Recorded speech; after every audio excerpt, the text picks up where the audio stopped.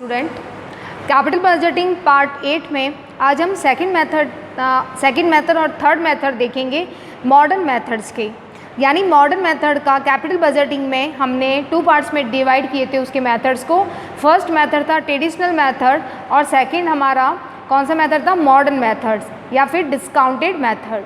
Discounted method या modern method को हमने 3 पार्ट में डिवाइड किया था, NPV net present value, pi यानी प्रोबेबिलिटी इंडेक्स मेथड और थर्ड था आईआरआर यानी internal rate of return.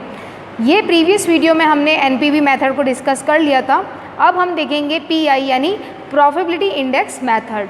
Probability index method को हम बेनिफिट कॉस्ट रेशियो के नाम से भी जानते हैं। Net present value index method भी इसे कहते हैं। इसे हम एक्सेस पीवी यानी कि excess present value index method भी कहेंगे। यानी कि ये इतने सारे उसके अदर नेम्स हैं आपके, ठीक है। ये विधि शुद्ध वर्तमान मूल्य विधि के समान ही है। यानी कि ये जो विधि आपका सेकंड मेथड है प्रोबेबिलिटी इंडेक्स मेथड, ये बिल्कुल एनपीवी मेथड्स के बिल्कुल इक्वल जैसी हैं। लेकिन लाभदायकता निर्देशांक विधि में परियोजना से प्राप्त प्रत्यायों का प्रति मूल्य यानी कि पर रुपीज़ प्रेजेंट वैल्यू ज्ञात किया जाता है या मापा जाता है।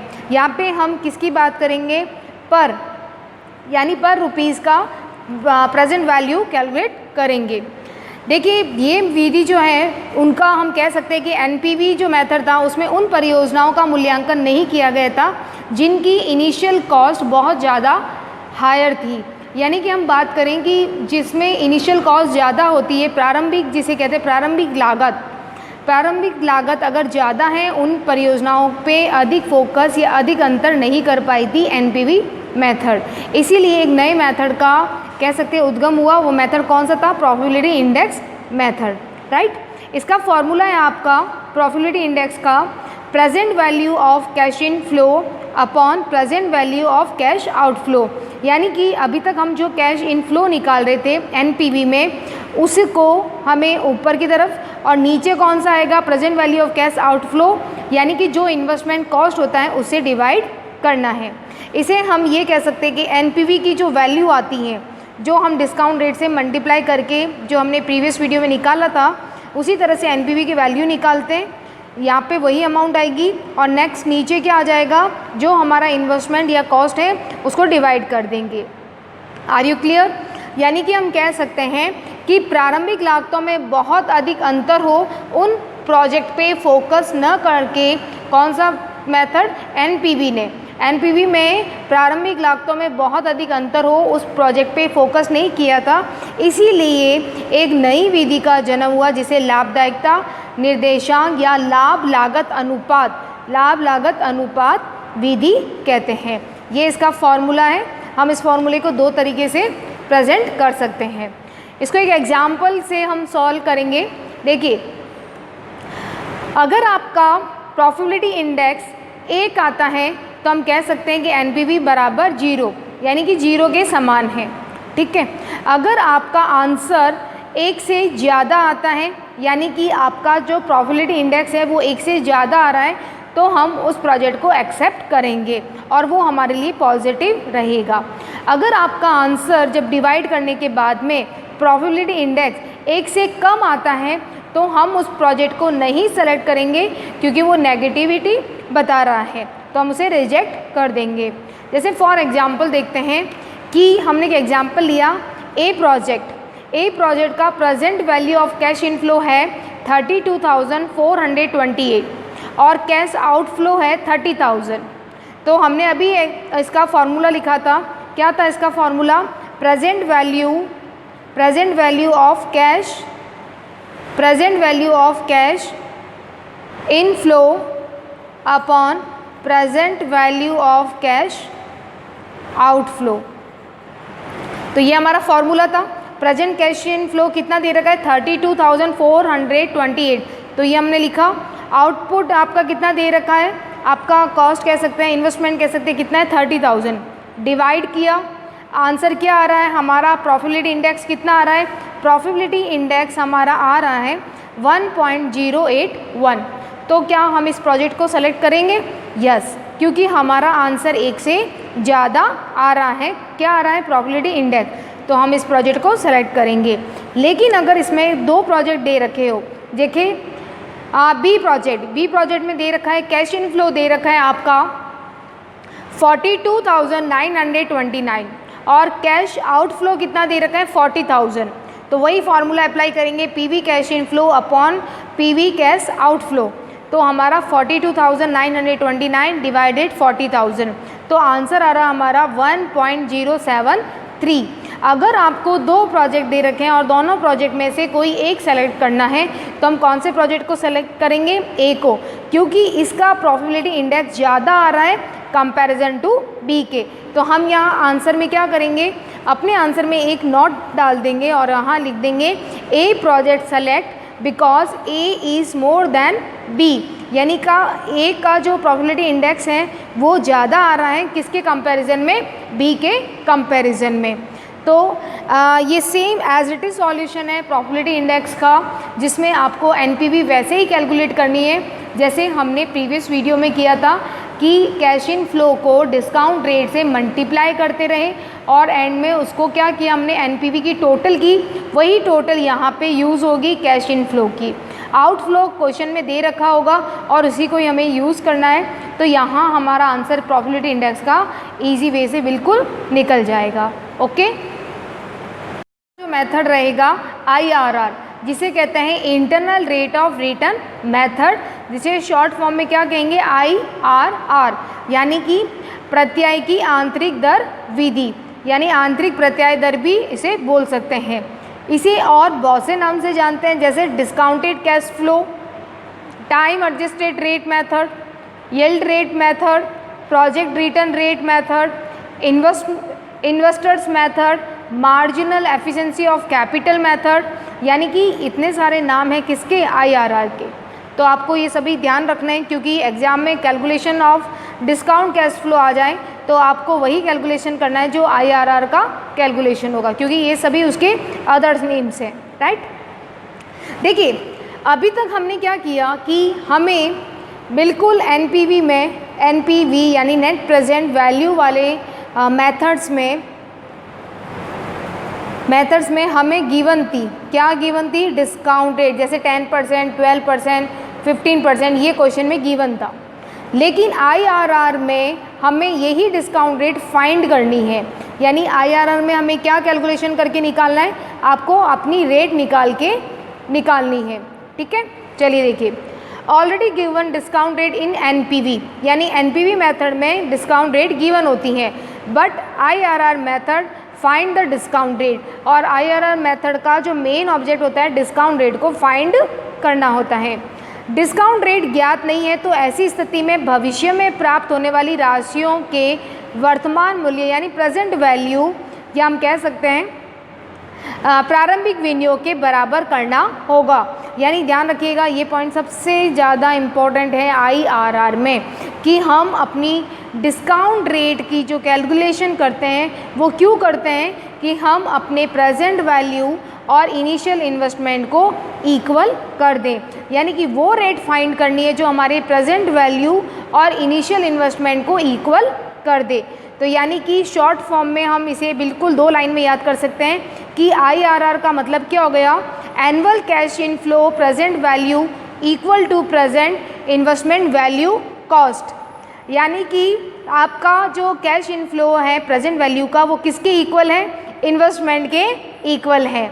तो हम कह सकते हैं the IRR represent the discount rate at which the NPV of an investment is 0।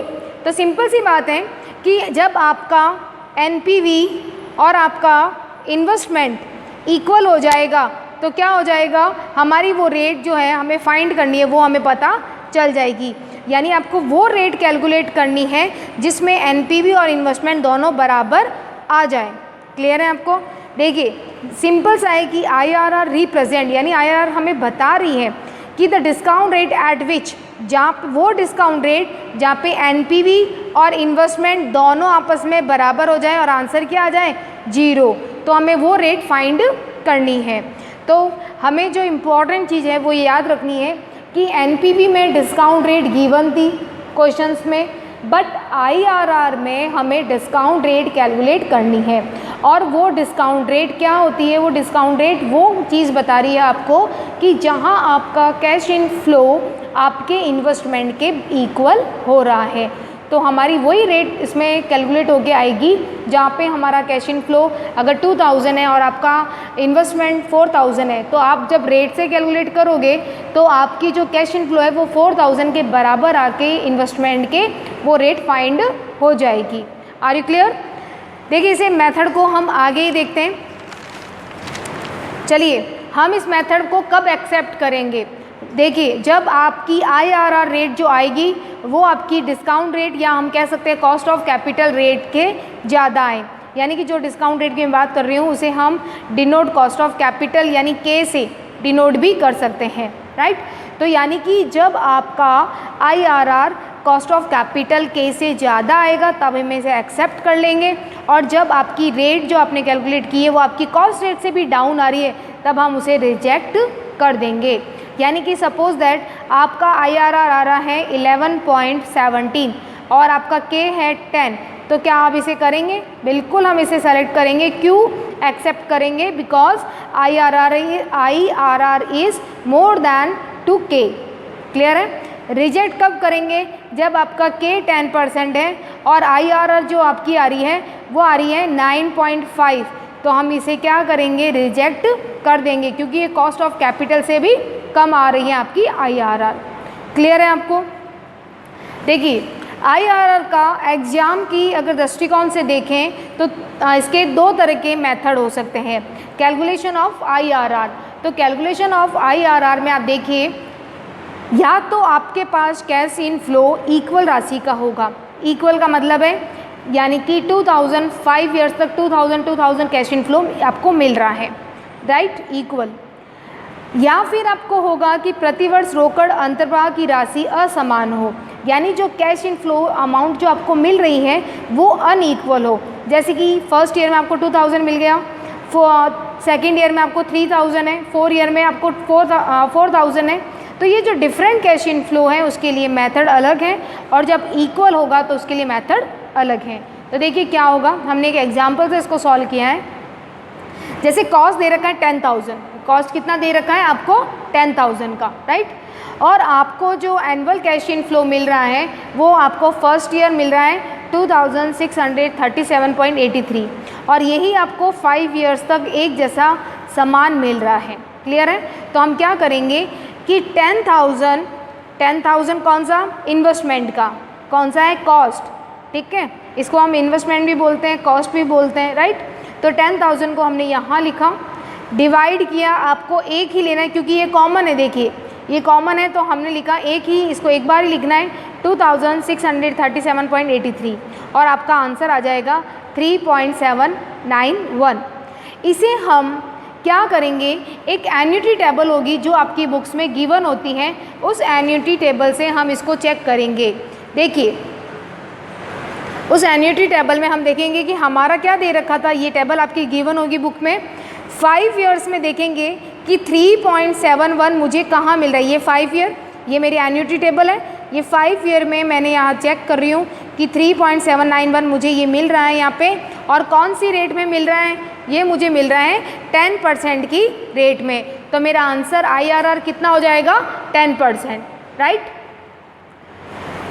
तो ये मेरा आंसर निकल गया है, यहाँ पे 10% आ गया है। कौन सी?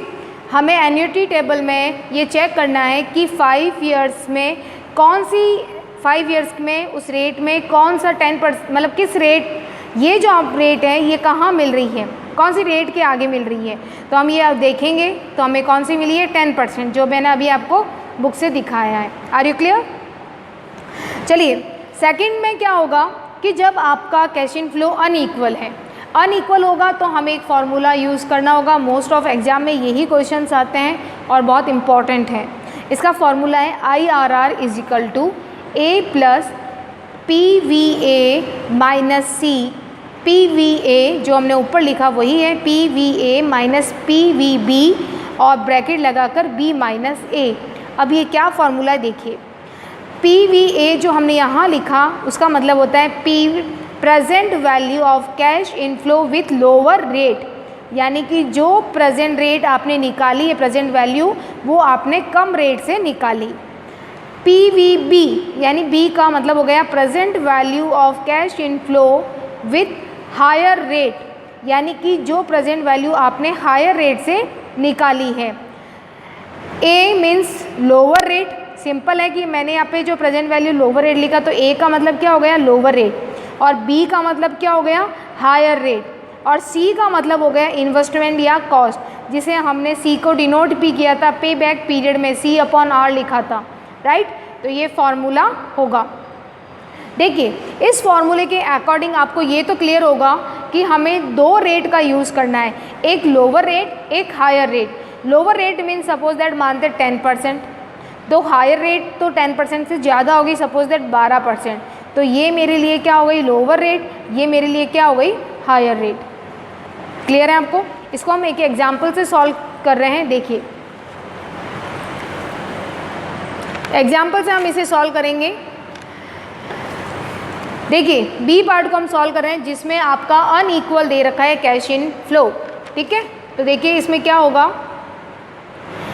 इनिशियल इन्वेस्टमेंट दे रखा है 10,000, cash in flow first year का है 5,000, सेकेंड ईयर का है 5,000 और थर्ड ईयर का है 2,000। क्लियर है आपको?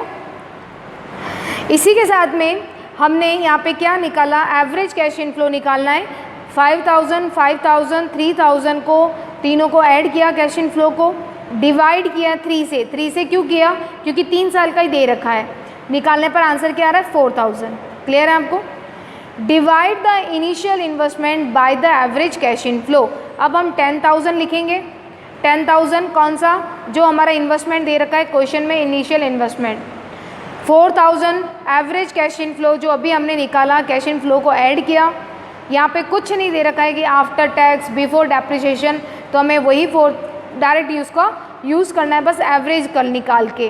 तो एवरेज कैसे निकालते हैं, तीनों को ऐड कर दिया, डिवाइड कर दिया 3 से, तो ये 4,000 क्या आ गया, एवरेज आ गया। अब एवरेज निकालने पर हमारा आंसर आ रहा है 2.5। तो हम क्या करेंगे, इस 2.5 को वही हमारी टेबल में चेक करेंगे कि 2.5 कहाँ हमें मिल रही है। तो देखिए 3 साल का कैश इन फ्लो दे रखा था, 3 साल में हम देखेंगे कि 2.5 कहीं है क्या, तो 2.5 देखेंगे हम लोग। तो 2.5 आपको डायरेक्ट मिल रही है कि नहीं मिल रही है, तो हम इसे चेक कर लेते हैं 2.5 को। तो हमें 2.5 डायरेक्ट नहीं मिल रही है, तो हम क्या करेंगे, इसके नियर चेक करेंगे। तो नियर में देखिए 2.5 से ज़्यादा नहीं लेनी है, तो ये तो 2.577 है। तो हम क्या करेंगे, यहाँ पे इसकी डेट देखेंगे 2.487, ये नज़दीक है 2.5 के, और दूसरी रेट लेंगे 2.402, यानी कि 10% हो जाएगी हमारे लिए लोअर रेट, और हायर रेट कौन सी होगी 12%। यानी कि क्यों, क्योंकि देखिए 2% 2.487, डायरेक्ट हमें 2.5 नहीं मिल रहा है, इसीलिए हम नियर रेट ले रहे हैं। एक लोअर रेट लेनी है, एक हायर लेनी है। जब 10% वाले में 2.487 मिल रही है तो हम इसको चूज़ करेंगे। हम 8% वाली क्यों नहीं ले सकते, क्योंकि देखिए 2.577 है, तो ये हायर है 2.5 से, तो हमें इसके नीचे वाली यानी नीचे तक हम ले सकते, 2.5 के नीचे अमाउंट तक ले सकते, लेकिन ज़्यादा नहीं ले सकते, इसीलिए 2.487 और 2.402 हम इसको ले लेंगे, राइट। तो ये जो रेट लेने के बाद में हम क्या करेंगे, जैसे कि 2.5 का अब आपको क्लियर हुआ, 2.5 हमने देखा। This 2.5 PV value against column of 3 year in near 10% rate, we shall take 10% and 12% rate of discounting. अब क्लियर हुआ आपको? तो 10% की रेट से हम कैलकुलेट करेंगे और 12% की रेट से। तो यहाँ पे हमने दोनों तरह से कैलकुलेट करनी है, क्योंकि एक नियर का लेना, एक लोअर का लेना है और एक हायर रेट का लेना है। तो मेरे लिए लोअर रेट कौन सी होगी 10%, और हायर रेट कौन सी होगी 12%। क्लियर है आपको? तो मैंने यहाँ पे वही आपने जो अभी आपने NPV मेथड किया था, ईयर का कॉलम बनाना है, कैश इन फ्लो लिखना है, पहले साल की क्वेश्चन में दे रखी थी 5000 5000 2000, तो हमने यही लिख दी cash inflow 5000 5000 2000। Rate discounting की प्रीवियस वीडियो में आपको निकालना बता दिया था, 10% का निकालना है 3 साल का, तो हमने यहाँ पे कैलकुलेट करके रखा है 0.909, 0.826, 0.751। तो हमने इसको इससे मल्टीप्लाई किया सेम एनपीवी मेथड जैसे, तो यहाँ कैलकुलेट करने के बाद अमाउंट आ गई, राइट। तो ये हमारा क्या हो गया, नेट प्रेजेंट वैल्यू आ गई कितनी, 10,177। क्लियर है आपको। इसी तरीके से हम 12% की निकालेंगे, तो यहाँ पे ईयर का कॉलम बना दिया, यहाँ पे कैश इन फ्लो का कॉलम, यहाँ हमारी डिस्काउंट रेट, यहाँ पे डिस्काउंट रेट कौन सी आएगी, जो 12% की होगी, राइट। सेम मेथड वही फॉलो करना है जैसे 10% में हमने निकाला था। यहाँ पे हमने कैलकुलेट किया तो आंसर हमारा क्या आ रहा है, प्रेजेंट वैल्यू कितनी आ रही है, 9,874। क्लियर है आपको। चलिए एक चीज़ आपको हमेशा याद रखनी है इस मेथड में कि जब भी आप दो रेट से कैलकुलेशन करेंगे तो उस कैलकुलेशन में जितनी हायर रेट होगी, जैसे 12% है, तो आपकी ये नेट प्रेजेंट है वो आपके कॉस्ट से उतनी कम आता रहेगा अमाउंट। जैसे 10,000 है ना, तो यहाँ पे 9,874 है। अगर मैं यहाँ पे 14% रेट लेती तो ये और भी इससे नीचे आता है, समथिंग 8,000 आ सकता था। अगर मैं 15% रेट लेती तो ये और भी डाउन आता। और वही बात यहाँ होती है कि 10% है, तो यहाँ पे क्या हो रहा है, 10,177। अगर मैं 8% लेती तो हो सकता है इससे भी ज़्यादा एनपीवी आता। तो इस क्वेश्चन में आपको इस मेथड में एक ध्यान रखना है कि लोअर रेट से आपकी अमाउंट ज़्यादा आएगी, हायर रेट से आपका पीवी वैल्यू कम आएगा। ये इसमें ऑपोजिट है, देखो हायर रेट है 12%, लेकिन पीवी कितना आ रहा है, 9,874। यहाँ पे 10% आपकी लोअर रेट है, लेकिन आपका प्रेजेंट वैल्यू कितना आ रहा है, 10,177। बिल्कुल अभी हमने जो फॉर्मूला यूज़ किया था उस फॉर्मूले को हमने यहाँ पे यूज़ करके देखेंगे। ए रेट, ए कौन सी थी, लोअर रेट, ठीक है, तो लोअर रेट कितनी थी, 10 लिख दिया हमने। एनपीवी ए का कितना आया था, ए से लोअर रेट से निकालने पर 10% वाले से आया था 10,177। कॉस्ट क्वेश्चन में दे रखी थी 10,000, हमने लिख दिया।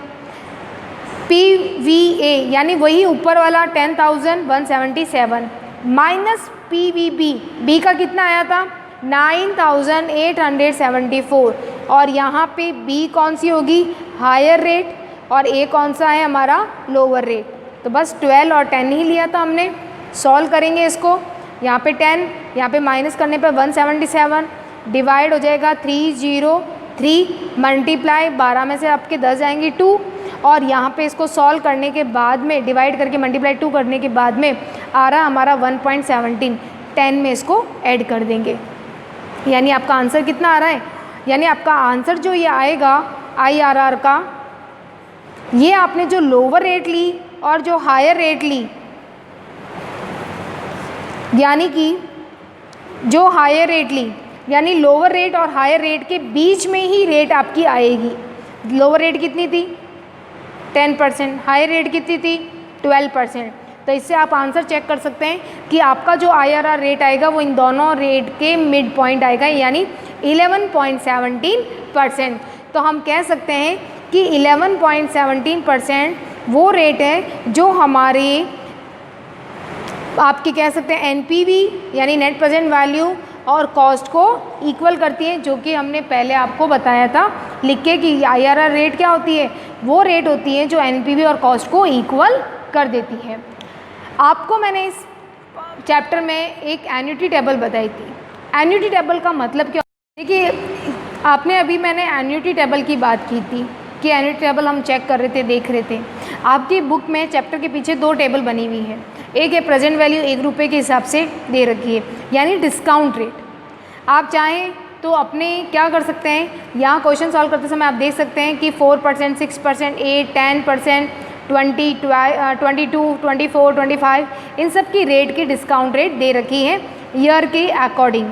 जैसे मैंने आपको बताती हूँ 10% से मैंने आपको सॉल्व करके भी बताया था कि 10 का पहले साल का डिस्काउंट क्या आ रहा था 0.909, सेकेंड का कितना आ रहा है 8,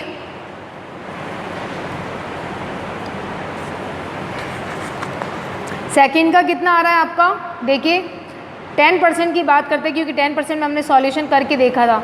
तो देखिए पहले साल का कितना आ रहा था हमारा आंसर 0.909, सेकंड का 0.826, थर्ड का 0.751, फोर्थ का 0.683, 5 का 0.621, यानी कि हम टेबल से देखकर भी अपनी डिस्काउंट रेट लिख सकते हैं। और एन्युटी टेबल का मतलब क्या होता है, जो एक दूसरी टेबल थी जिसकी हमने बात भी की थी कि वो क्या होता है। तो देखिए वो टेबल आपको प्रेजेंट कर रहा है, जैसे कि फॉर एग्जांपल कि आपको दे रखा है कि 10% की रेट से आप 5 इयर्स की डिस्काउंट रेट कैलकुलेट करो। तो देखिए हम क्या करेंगे कि आपने देखा कि 10% में जब हम डिस्काउंट रेट लिख रहे थे 0.909, 0.826, 0.751, 0.8683, 0.621, जब हम इनको अलग अलग अपनी कैश इन फ्लो रेट से, कैश इन फ्लो से क्या कर रहे थे, मल्टीप्लाई कर रहे थे। जैसे आपका कैश इन फ्लो 2000 है तो हम क्या कर रहे थे, 2000 को मल्टीप्लाई इससे कर रहे थे, 2000 को इससे कर रहे थे और 2000 को इससे कर रहे थे, और ये 2000, ये 2000। क्लियर है आपको। तो यानी कि ये 2000 दे रखा था और हम इसको मल्टीप्लाई कर रहे थे और अलग अलग मल्टीप्लाई करके इसको प्लस कर रहे थे, राइट। अलग मल्टीप्लाई करें या फिर हम डायरेक्ट इन रेट को ऐड कर हम डायरेक्ट भी अपने कैश इन फ्लो से मल्टीप्लाई कर सकते हैं। तो एन्युटी टेबल आपको क्या कर रही है कि आपको इन 5 ईयर की टोटल करके बता रही है। समझ में आया आपको कि एन्युटी टेबल क्या है, डिस्काउंट रेट का ही एक क्या है, विस्तृत रूप है। क्या कर रहा है, डिस्काउंट रेट को प्लस करके 5 इयर्स को प्लस करते हैं तो हमारा ये 3.791 आ रहा है, जो कि मैं आपको टेबल से चेक करके बताती हूँ। देखिए ये देखिए 5 ईयर कहाँ दे रखा है, ये आपका 5 ईयर है और यहाँ आप 10% में देखिए ये 10% की रेट है आपकी, और यहाँ पे 5 में देखिए 3.791। तो यानी कि 5 ईयर का अगर मैं एक साथ डिस्काउंट रेट का टोटल कर दूं तो वो मुझे चेक करना पड़ेगा एन्युटी टेबल में, यानी मैं डायरेक्ट इसको अपने कैश इन फ्लो से मल्टीप्लाई कर सकती हूँ, अलग अलग न करके एक साथ कर सकते हैं। तो आपके कैपिटल बजटिंग में 2 टेबल दे रखी थी, राइट। तो 2 टेबल के अकॉर्डिंग एक डिस्काउंट रेट का टेबल दे रखा है, एक एन्युटी टेबल का दे रखा है। एन्युटी टेबल में टोटल करके आपको डिस्काउंट रेट के बारे में बताया है, राइट। तो आज हमारे कैपिटल बजटिंग के दोनों ही मेथड हो गए, जिसमें हमने ट्रेडिशनल मेथड और आपका मॉडर्न मेथड की बात की थी। ओके, नेक्स्ट वीडियो में हम कोई थ्योरेटिकल इसका कंसेप्ट रह गया है उसी को ही हम देखेंगे आगे। Thank you.